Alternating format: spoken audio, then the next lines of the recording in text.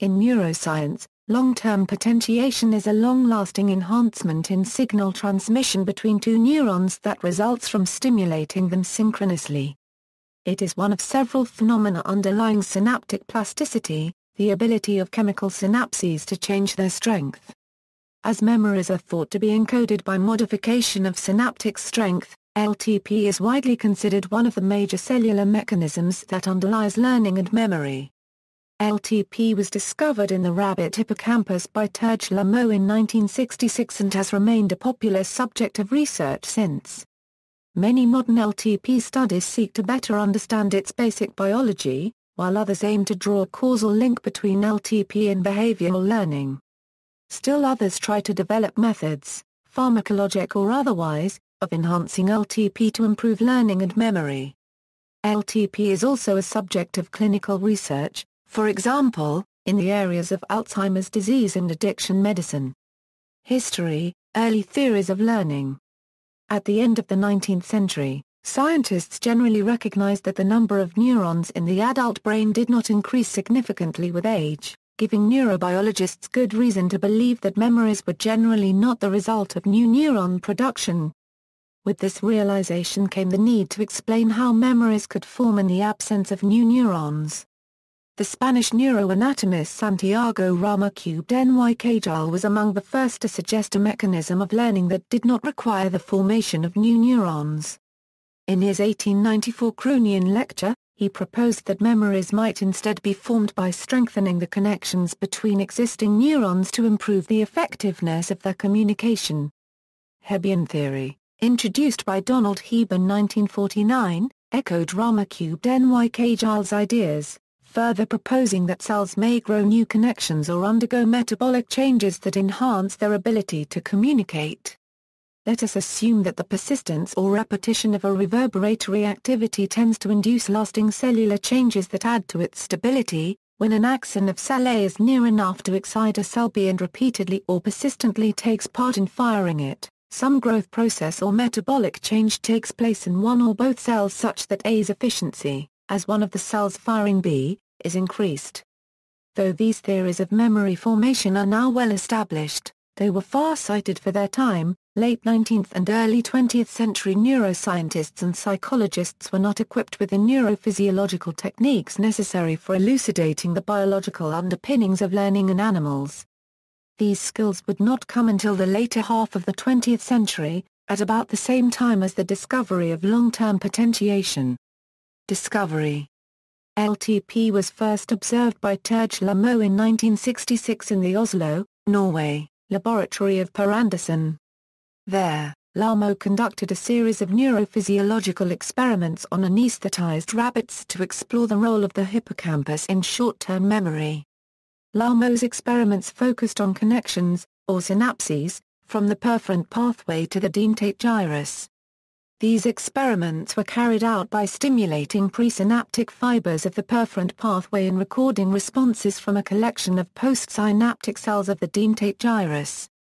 As expected, a single pulse of electrical stimulation to fibers of the perforant pathway caused excitatory postsynaptic potentials in cells of the dentate gyrus. What Lamo unexpectedly observed was that the postsynaptic cell's response to these single-pulse stimuli could be enhanced for a long period of time if he first delivered a high-frequency train of stimuli to the presynaptic fibers. When such a train of stimuli was applied, subsequent single-pulse stimuli elicited stronger, prolonged EPSPs in the postsynaptic cell population. This phenomenon, whereby a high-frequency stimulus could produce a long-lived enhancement in the postsynaptic cell's response to subsequent single-pulse stimuli, was initially called long-lasting potentiation. Timothy Bliss, who joined the Andersen laboratory in 1968, collaborated with Lamo, and in 1973 the two published the first characterization of long-lasting potentiation in the rabbit hippocampus. Bliss and Tony Gardner Medwin published a similar report of long-lasting potentiation in The Awake Animal, which appeared in the same issue as the Bliss and Lamo report.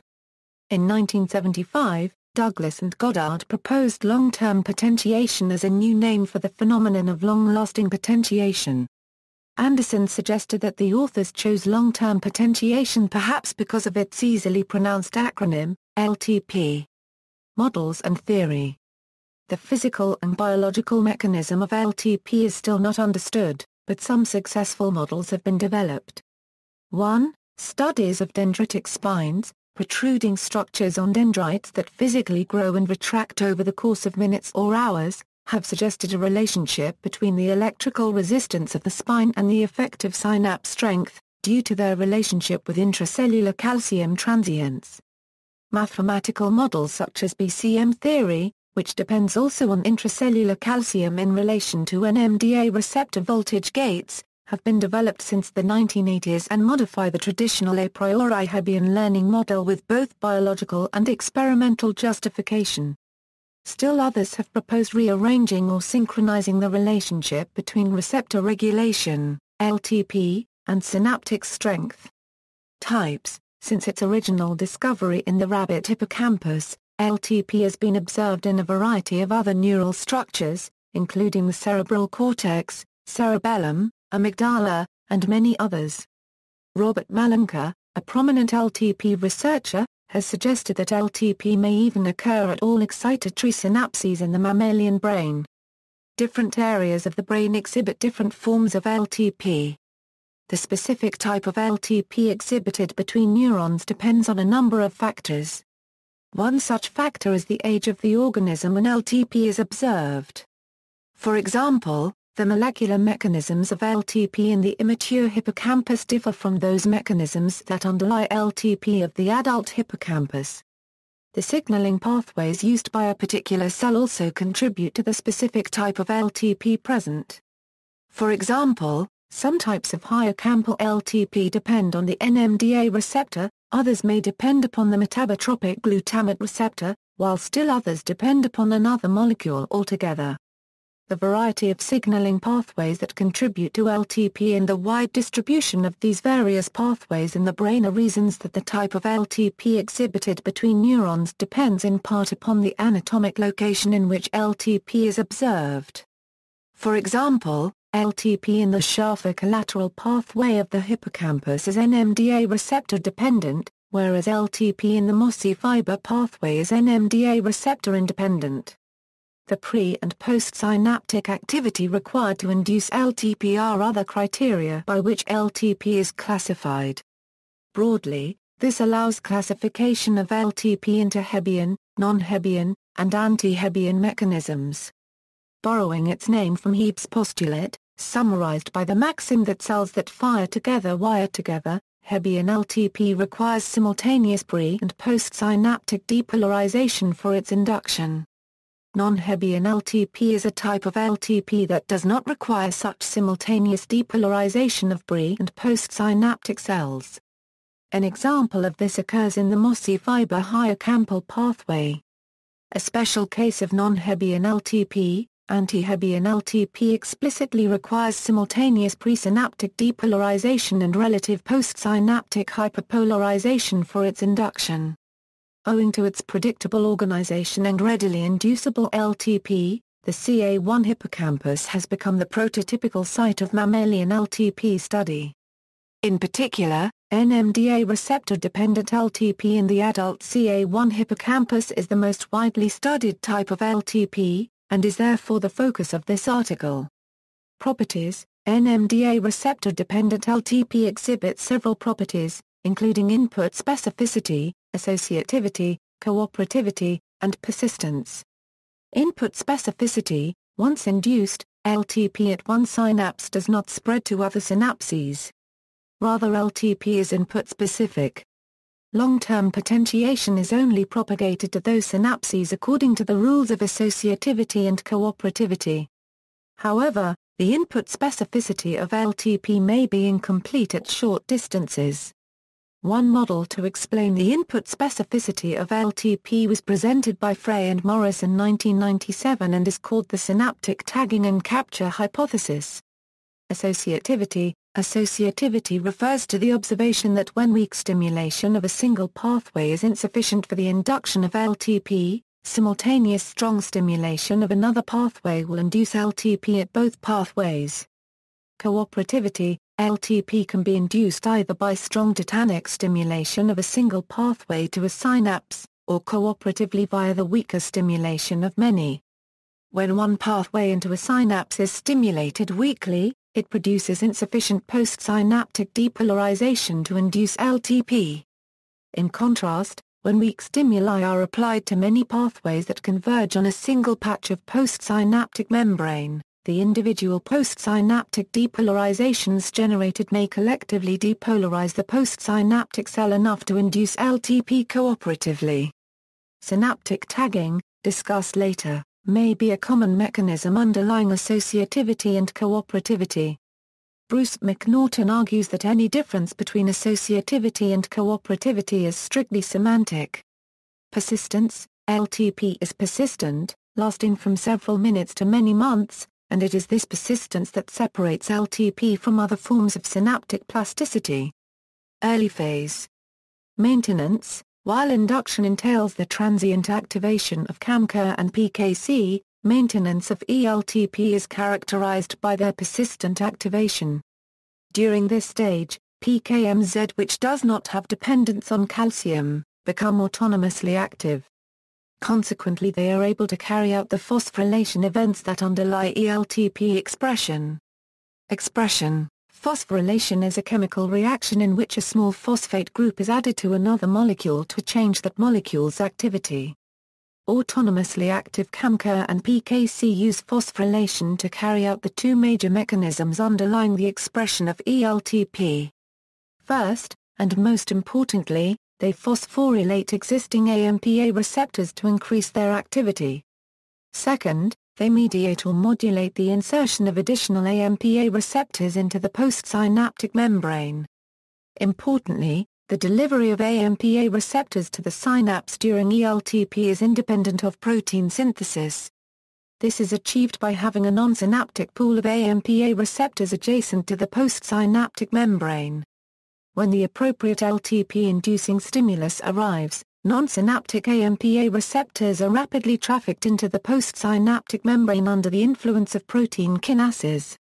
As mentioned previously, AMPA receptors are the brain's most abundant glutamate receptors and mediate the majority of its excitatory activity. By increasing the efficiency and number of AMPA receptors at the synapse, future excitatory stimuli generate larger postsynaptic responses. While the above model of ELTP describes entirely postsynaptic mechanisms for induction, maintenance, and expression, an additional component of expression may occur presynaptically. One hypothesis of this presynaptic facilitation is that persistent CAMCA activity in the postsynaptic cell during ELTP may lead to the synthesis of a retrograde messenger, discussed later. According to this hypothesis, the newly synthesized messenger travels across the synaptic cleft from the postsynaptic to the presynaptic cell, leading to a chain of events that facilitate the presynaptic response to subsequent stimuli. Such events may include an increase in neurotransmitter vesicle number, probability of vesicle release, or both. In addition to the retrograde messenger underlying presynaptic expression in early LTP, the retrograde messenger may also play a role in the expression of late LTP. Late phase. Late LTP is the natural extension of ELTP.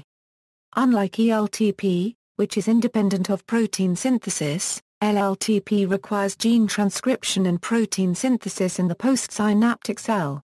Two phases of LLTP exist, the first depends upon protein synthesis, while the second depends upon both gene transcription and protein synthesis.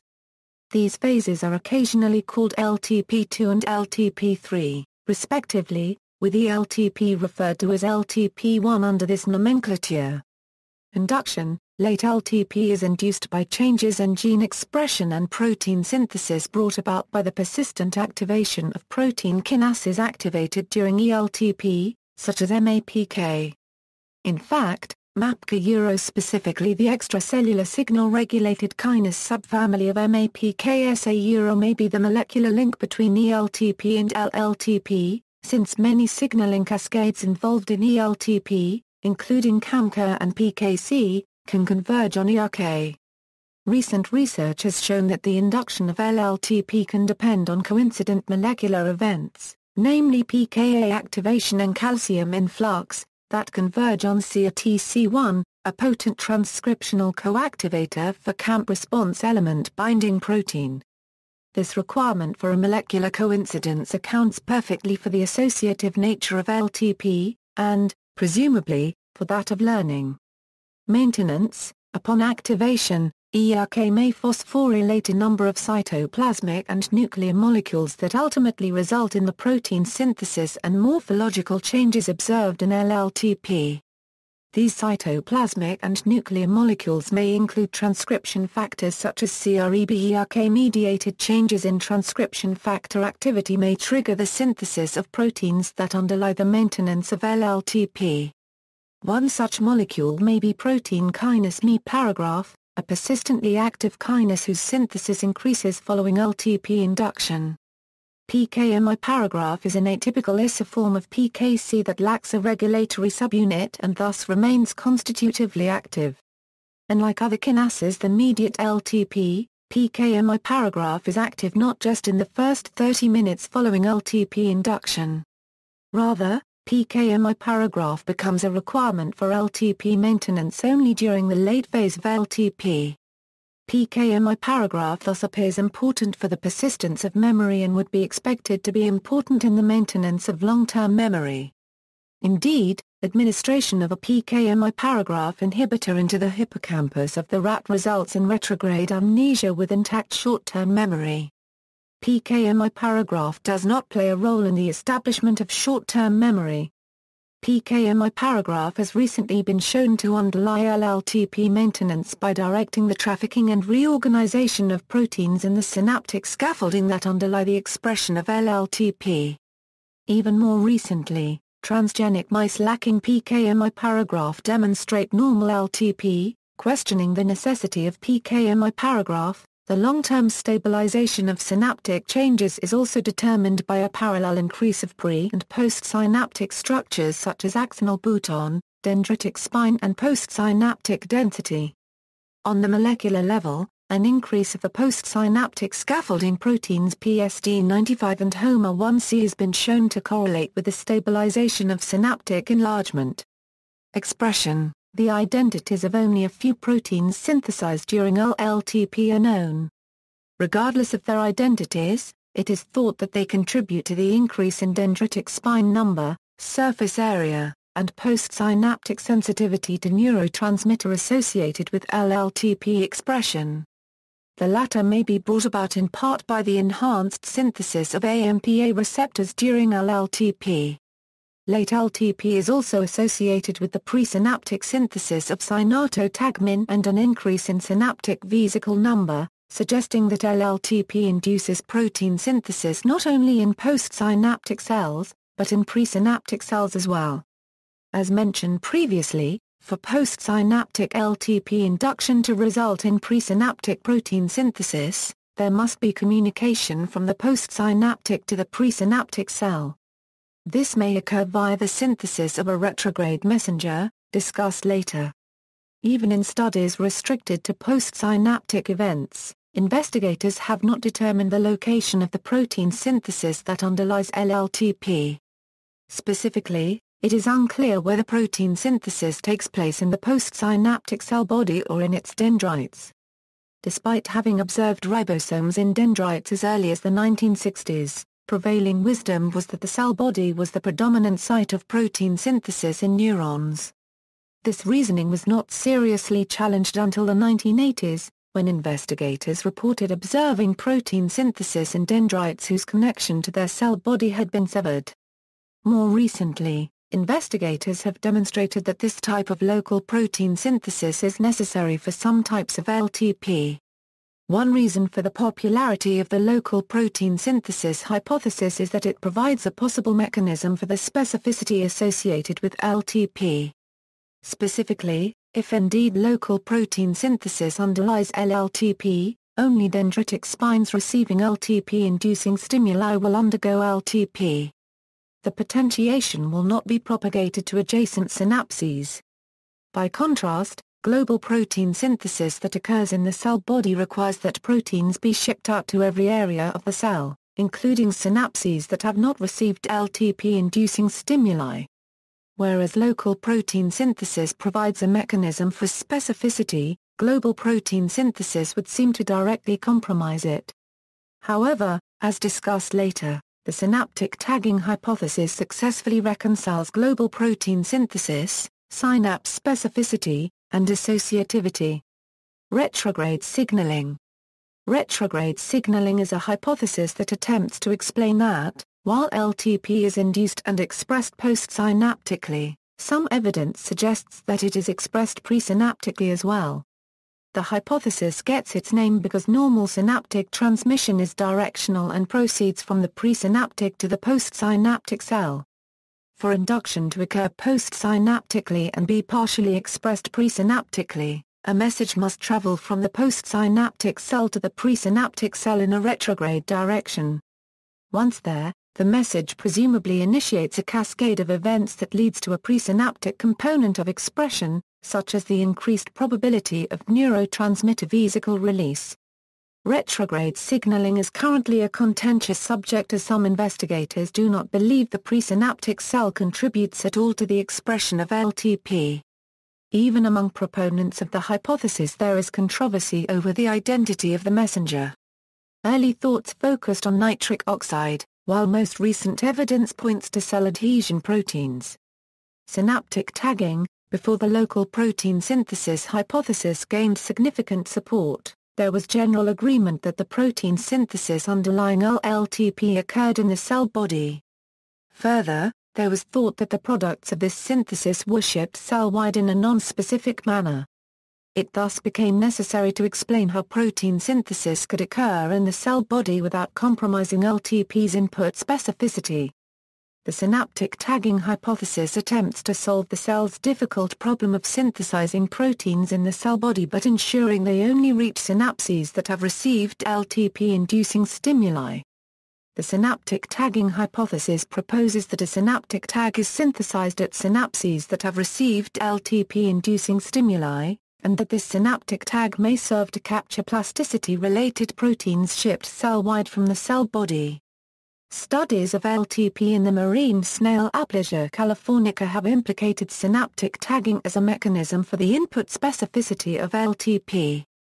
There is some evidence that given two widely separated synapses, an LTP-inducing stimulus at one synapse drives several signaling cascades that initiates gene expression in the cell nucleus.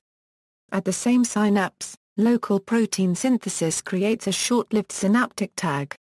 The products of gene expression are shipped globally throughout the cell, but are only captured by synapses that express the synaptic tag. Thus only the synapse receiving LTP-inducing stimuli is potentiated, demonstrating LTP's input specificity. The synaptic tag hypothesis may also account for LTP's associativity and cooperativity. Associativity is observed when one synapse is excited with LTP-inducing stimulation while a separate synapse is only weakly stimulated. Whereas one might expect only the strongly stimulated synapse to undergo LTP, both synapses will in fact undergo LTP. While weak stimuli are unable to induce protein synthesis in the cell body, they may prompt the synthesis of a synaptic tag. Simultaneous strong stimulation of a separate pathway, capable of inducing cell body protein synthesis, then may prompt the production of plasticity-related proteins, which are shipped cell-wide.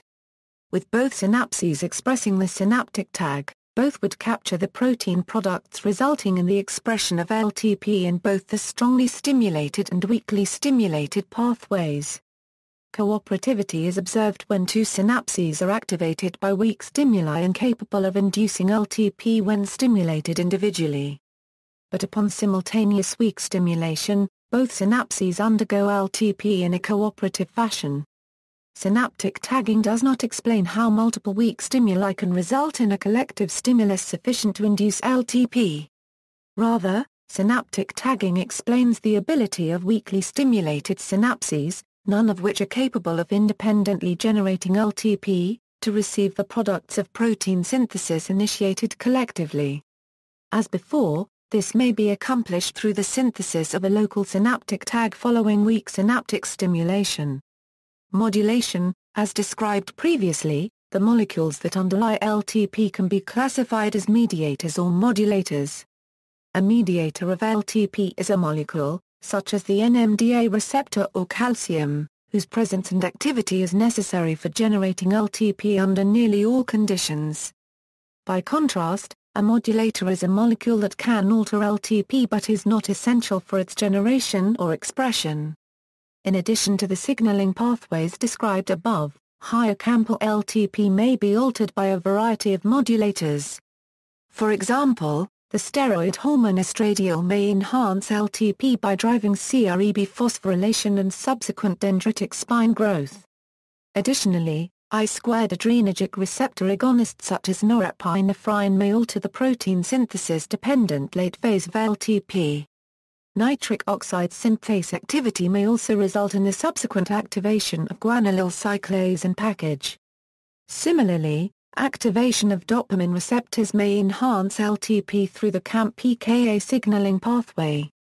Relationship to behavioral memory. While the long-term potentiation of synapses in cell culture seems to provide an elegant substrate for learning and memory, the contribution of LTP to behavioral learning that is, learning at the level of the whole organism cannot simply be extrapolated from in vitro studies.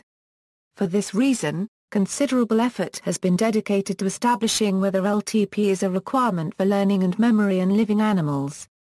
Because of this, LTP also plays a crucial role in fear processing. Spatial memory. In 1986, Richard Morris provided some of the first evidence that LTP was indeed required for the formation of memories in vivo. He tested the spatial memory of rats by pharmacologically modifying their hippocampus, a brain structure whose role in spatial learning is well established. Rats were trained on the Morris water maze, a spatial memory task in which rats swim in a pool of murky water until they locate the platform hidden beneath its surface. During this exercise, normal rats are expected to associate the location of the hidden platform with salient cues placed at specific positions around the circumference of the maze. After training, one group of rats had their hippocampi bathed in the NMDA receptor blocker APV, while the other group served as the control. Both groups were then subjected to the water maze spatial memory task. Rats in the control group were able to locate the platform and escape from the pool, while the performance of APV-treated rats was significantly impaired. Moreover, when slices of the hippocampus were taken from both groups, LTP was easily induced in controls, but could not be induced in the brains of APV-treated rats. This provided early evidence that the NMDA receptor and by extension, LTP was required for at least some types of learning and memory. Similarly, Suzumu Tonegawa demonstrated in 1996 that the CA1 area of the hippocampus is crucial to the formation of spatial memories in living mice. So-called place cells located in this region become active only when the rat was in a particular location called a place field in the environment. Since these place fields are distributed throughout the environment, one interpretation is that groups of place cells form maps in the hippocampus. The accuracy of these maps determines how well a rat learns about its environment and thus how well it can navigate it. Tonegawa found that by impairing the NMDA receptor, specifically by genetically removing the NR1 subunit in the CA1 region, the place fields generated were substantially less specific than those of controls. That is, mice produced faulty spatial maps when their NMDA receptors were impaired. As expected, these mice performed very poorly on spatial tasks compared to controls, further supporting the role of LTP in spatial learning. Inhibitory avoidance. In 2006, Jonathan Whitlock and colleagues reported on a series of experiments that provided perhaps the strongest evidence of LTP's role in behavioral memory, arguing that to conclude that LTP underlies behavioral learning, the two processes must both mimic and occlude one another. Employing an inhibitory avoidance learning paradigm, researchers trained rats in a two-chambered apparatus with light and dark chambers, the latter being fitted with a device that delivered a foot shock to the rat upon entry. an analysis of CA1 hippocampal synapses revealed that inhibitory avoidance training induced in vivo AMPA receptor phosphorylation of the same type as that seen in LTP in vitro. That is, inhibitory avoidance training mimicked LTP. In addition, synapses potentiated during training could not be further potentiated by experimental manipulations that would have otherwise induced LTP. That is, inhibitory avoidance training occluded LTP. In a response to the article, Timothy Bliss and colleagues remarked that these and related experiments substantially advanced the case for LTP as a neural mechanism for memory. Clinical significance. The role of LTP in disease is less clear than its role in basic mechanisms of synaptic plasticity. However, alterations in LTP may contribute to a number of neurological diseases, including depression, Parkinson's disease, epilepsy, and neuropathic pain. Impaired LTP may also have a role in Alzheimer's disease and drug addiction. Alzheimer's disease. LTP has received much attention among those who study Alzheimer's disease, a neurodegenerative disease that causes marked cognitive decline and dementia. Much of this deterioration occurs in association with degenerative changes in the hippocampus and other medial temporal lobe structures. Because of the hippocampus' well-established role in LTP, some have suggested that the cognitive decline seen in individuals with AD may result from impaired LTP. In a 2003 review of the literature, Rowan et al. Proposed one model for how LTP might be affected in AD. AD appears to result, at least in part, from misprocessing of amyloid precursor protein. The result of this abnormal processing is the accumulation of fragments of this protein, called amyloid I-squared. I-squared exists in both soluble and fibrillar forms. Misprocessing of APP results in the accumulation of soluble I-squared that, according to Rowan's hypothesis, impairs hippocampal LTP and may lead to the cognitive decline seen early in AD. AD may also impair LTP through mechanisms distinct from I-squared. For example, one study demonstrated that the enzyme PKMI paragraph accumulates in neurofibrillary tangles, which are a pathologic marker of AD. PKMI paragraph is an enzyme with critical importance in the maintenance of late LTP. Drug addiction. Research in the field of addiction medicine has also recently turned its focus to LTP, owing to the hypothesis that drug addiction represents a powerful form of learning and memory. Addiction is a complex neurobehavioral phenomenon involving various parts of the brain, such as the ventral tegmental area and nucleus accumbens. Studies have demonstrated that VTA and NAC synapses are capable of undergoing LTP and that this LTP may be responsible for the behaviors that characterize addiction. See also, synaptic plasticity, neuroplasticity, long-term depression, long-term memory, actin remodeling of neurons, transcranial direct current stimulation. References. Further reading, Bliss, T. Colin Gridge, G. Morris, R. Long-term potentiation, enhancing neuroscience for 30 years. Oxford, Oxford University Press. ISBN A0-19-853030-7. External links. Researchers provide first evidence for learning mechanism. A Phys.org.com report on 2006 study by Baer and colleagues. Short video documentary about the Doogie mice. Smart Mouse, a Quantum ABC TV episode about the Doogie mice. Long-term potentiation at the U.S. National Library of Medicine. Medical subject headings.